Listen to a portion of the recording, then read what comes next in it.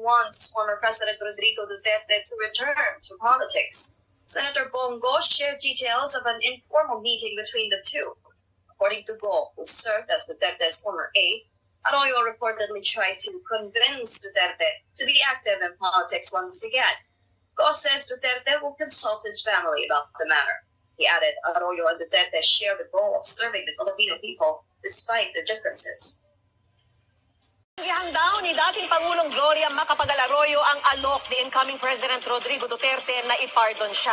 Gayunpaman, tingin ni Duterte bilang isang dating prosecutor at abogado, walang matibay na kaso laban kay Arroyo. Bagay na kinontra naman ng ilan. Nakatutok si Sandra Aguinaldo. Noon pa man maganda na ang relasyon ni na dating Pangulong Gloria Arroyo at incoming President Rodrigo Duterte.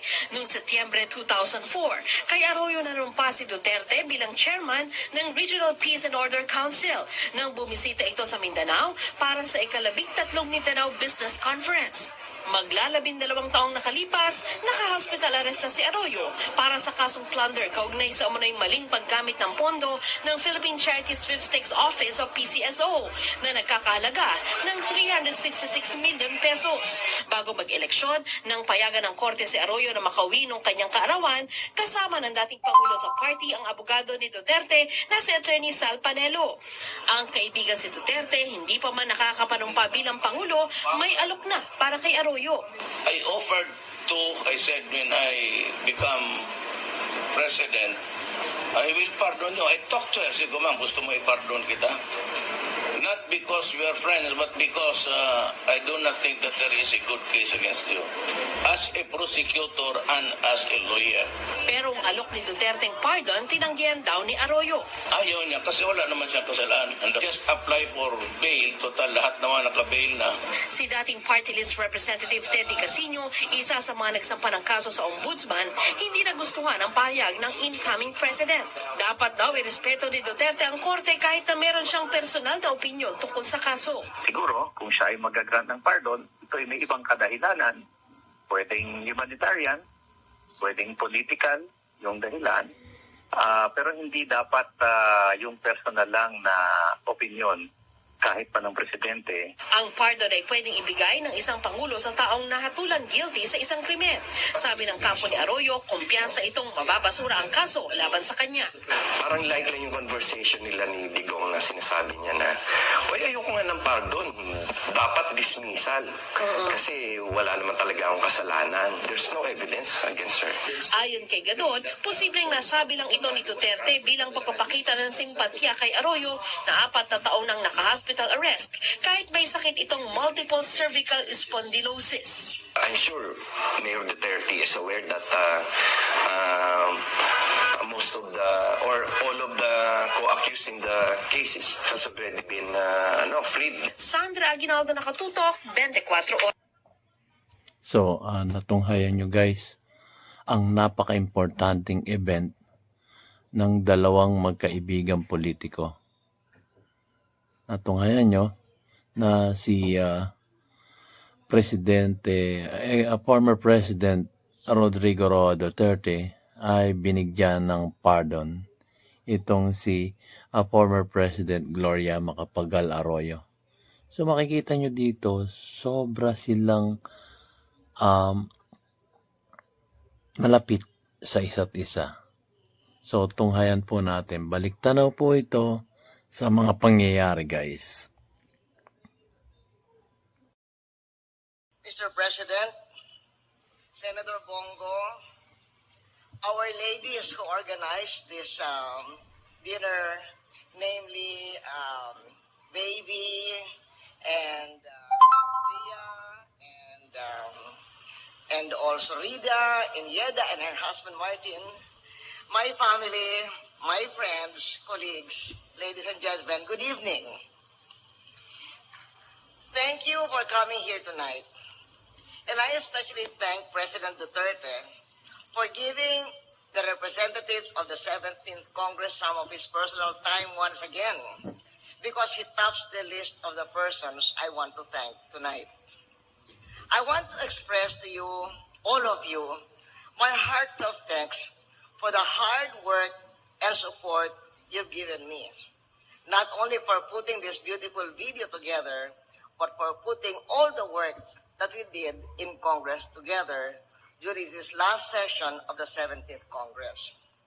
President Duterte, I've already thanked my colleagues many times, but to you, I want to thank you tonight very much for allowing me the opportunity to serve as Speaker of the House.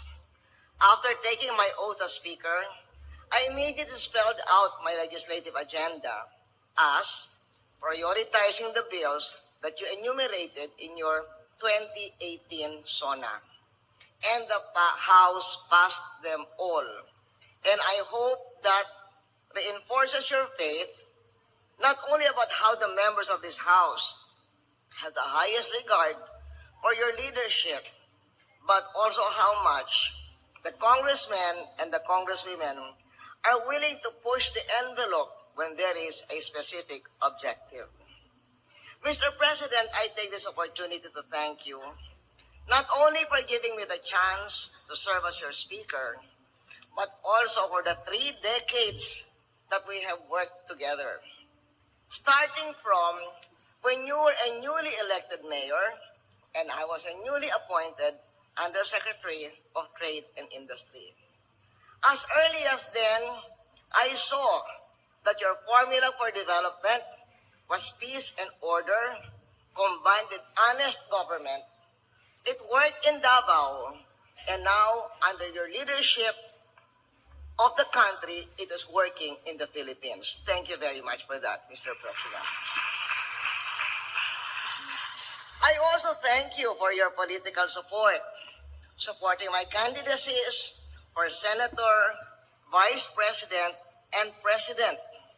I don't know if you still remember, but I cannot forget that in one of your campaign speeches, you told the people of Davao, and I quote you, "If you cannot vote for Gloria Macapagal Arroyo, do not vote for me."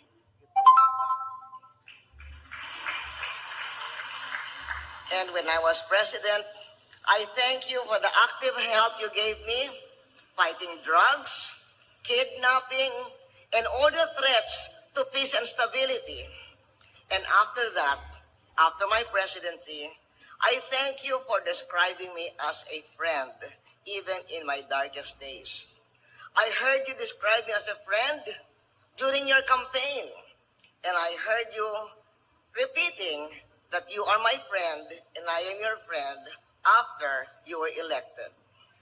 And most of all, I thank you that when you became president, you provided the atmosphere in which the court had the freedom to acquit me of the trumped-up charges of my successor and your predecessor, so that the court voted 11-4 in my favor, including half of those who were appointed by my successor. My only regret, Mr. President, in our relationship is that you have found me very difficult to deal with.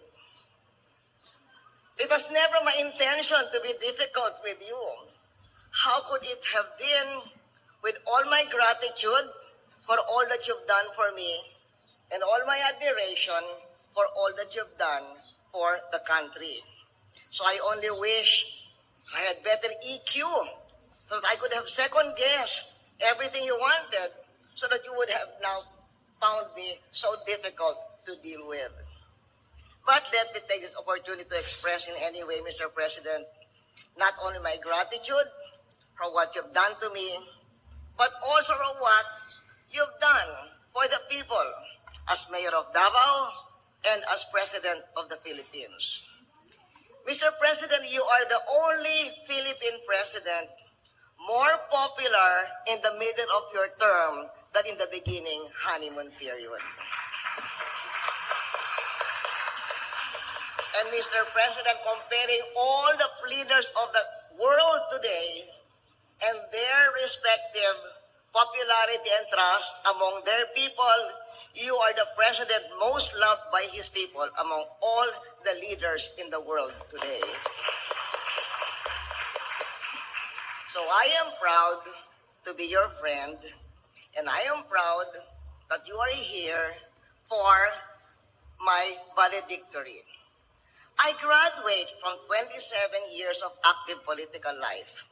Earlier than that, I was an appointed official and a professor in UP, so that makes me public servant. But as a politician, 27 years. I graduated from politics with a grateful heart. I'm grateful to the Almighty, the people, and my allies, many of whom are here tonight, including my former cabinet members, for giving me the rare privilege to serve as president, which is the country's highest nationally elected position, and then a bonus at the end, towards the end, as speaker, which is the highest ranking locally elected official of the country. I also thank God and all of you for giving me the chance to work with some of the brightest and most efficient during my presidency and during my speakership, and for the fact that many of my allies remained loyal to me even the dark times of my life, including then Mayor Rudy Duterte. Thank you, Mr. President. And as mentioned in the video about me, which I always want to repeat, I also thank God for the chance to work closely with the younger ones during my speakership, because getting to know them up close and seeing them work hard gives me the assurance that when their time comes for national leadership, they will serve our country well, and we will have a good future. So to all of you, maraming salamat o daghan salamat kaninyong tanan. So guys, doon po nagsimula ang kanilang pagiging kaalyado, si former President Gloria Macapagal Arroyo at si former President Rodrigo Roa Duterte. So pag yan po ang nagtambal at nagkaroon ng desisyon sa isa't isa, napakalakas po ng dalawang taong ito at iginagalang ng bawat isang Pilipino, miski man yung kanilang kalaban. At dito po nagsimula ang lahat. Sundan po natin ang mga pangyayari. Senator Bongo says House Deputy Speaker Gloria Macapagal Arroyo urged former President Rodrigo Duterte to be active in politics again. Go says the talk happened during an informal gathering over the weekend attended by Duterte, Arroyo, and former Senate President Vicente Soto III and former Executive Secretary Salvador Medialdea. According to Go, they reminisced about the times when they worked together in the government, adding that during the meeting, Arroyo was trying to convince Duterte to become active in politics again. Go, however, did not detail what Duterte's response was. Nagsisimula na po uling tumulong ang ating butihing Pangulong Rodrigo Roa Duterte dahil nakakaamoy na siya ng mga kakaibang ganap. So, hindi tayo pababayaan ng ating butihing former President Rodrigo Roa Duterte. Tunghayan pa po natin yung ibang balita.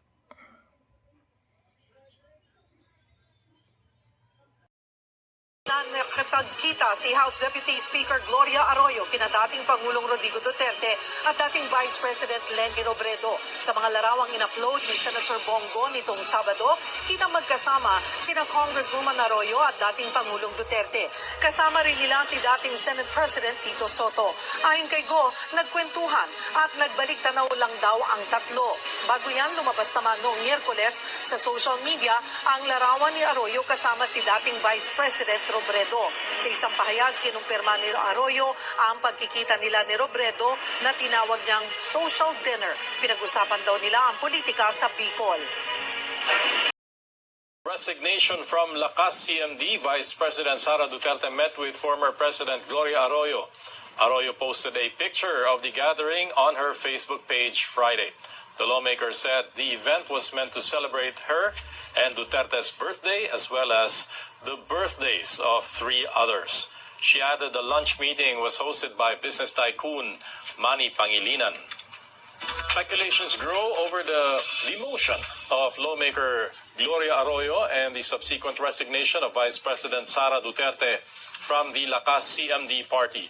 The Makabayan bloc at the lower house sees the movements as the unraveling of President Ferdinand Marcos Jr.'s so-called uni team. The group now warning Marcos not to let his guard down. Tingin natin, hindi gagalaw etong si GMA na mag-isa. Ang maaga pa lang ay nabibiyak na yung unit team. Hindi niya dapat tanggalin yung kanyang guard dito sa mga Duterte, especially now na ginawa ni Marcos si Vice President Duterte as vice co-chair ng ng NTF-L Cup. Alam natin kung saan ang loyalty ng mga militar sa ngayon sa mga Duterte pa rin. For Liberal Party President Congressman Edsel Lagman, the events may all be connected to the 2028 elections. He adds this development. So, ayun guys. At nagsisimula na si Vice President Sara Duterte para umaksyon doon sa mga kapalpakan ng gobyerno natin ngayon. Tapos tinanggal pa si Gloria Macapagal Arroyo, dating presidente. Tinanggal pa sa yung posisyon niya sa Kongreso. Kaya medyo masakit-sakit po ito. Kasi tinanggal niya yung unity team na tinatawag ni Presidente Marcos. So, guys, medyo nakakagambala ito. So, kung nagustuhan nyo po ang aking munting video, bibigyan ko pa kayo ng mga maraming updates. Kasi baka pumunta ako ng Davao. So, like, subscribe na kayo guys. Ito na para sa informasyon, informative gaya ng sinasabi ko, DIY KKB informative, lahat po ng bagay ibibigay ko sa inyo, ang mga informasyon. Maraming salamat po. Subscribe na kayo guys. Shukran.